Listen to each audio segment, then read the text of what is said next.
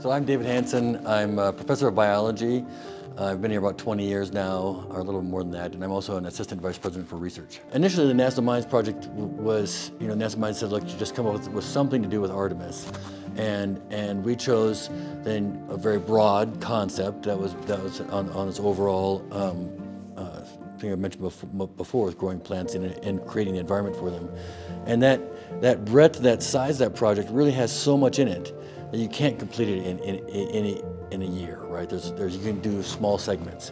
And that was a theme then that we could then build on the next year, a large enough project that year after year, there would just be either redoing things that didn't work and making them work, or adding on new components, and that's the sort of theme that the path we've chosen. My name is Carter Frost. I am studying computer science here at UNM. I primarily work on robots though. We had students that were very much interested in doing machine learning with camera images, and so we're like, great, let's shift, and we had that as part of the PR, so it's like, great, let's focus on those aspects. I've been a little bit stuck on, and I'm working on right now.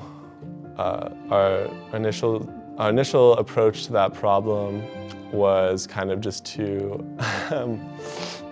brute force it, but that wasn't very fruitful. So then we actually turned to some more rigorous methods, like using a rotation matrice. I had no prior experience with it, and it's something that's kind of core to our project and the code we're currently using to make things function, so I had to get a good understanding. Overall, really, within that whole framework, where we're building on past work, and we really wanted to have a few different aspects that are new this time that are compared to the last 2 years we were run at.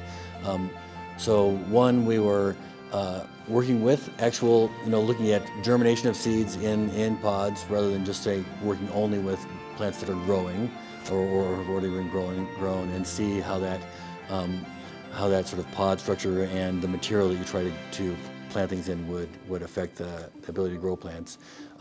Less, in the past we would only say just do monitoring of already grown plants. Of course, ChiliHouse, we're working on building a system to cultivate plants in lunar or Martian environments. And one thing that we were really working on this year was figuring out how we could use more regolith, that is, just the broken down rocks you would find on the moon or Mars, as growing media.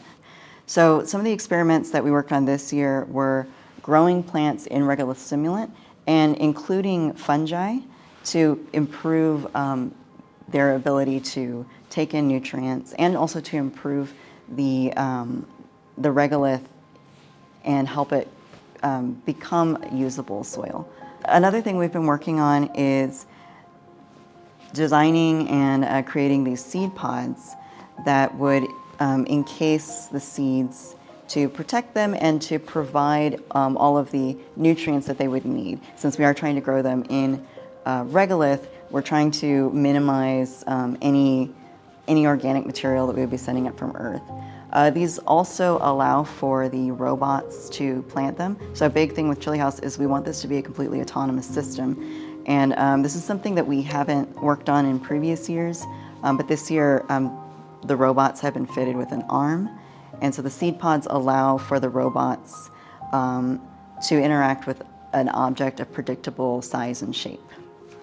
So the idea is that we would have a tank that a robot that we've previously used in previous years, where it's the water tank or whatever liquid tank, if it's fertilizer or if it's water or if it's pesticide.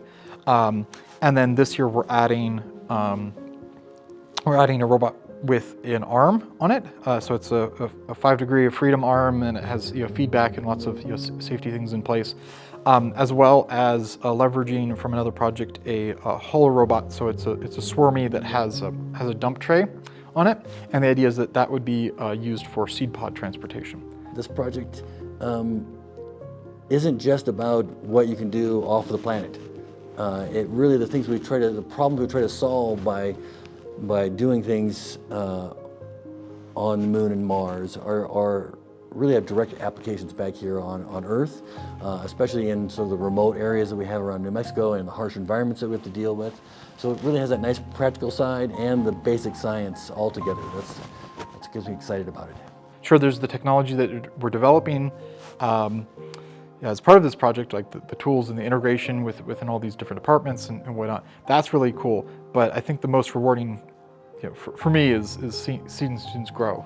I think NASA Minds is important because it gives students a little bit more freedom to investigate things that they're really interested in, so they're not like necessarily confined by like the rules of like a homework assignment or a class project or something. They can they have the freedom to investigate things that are interesting to them.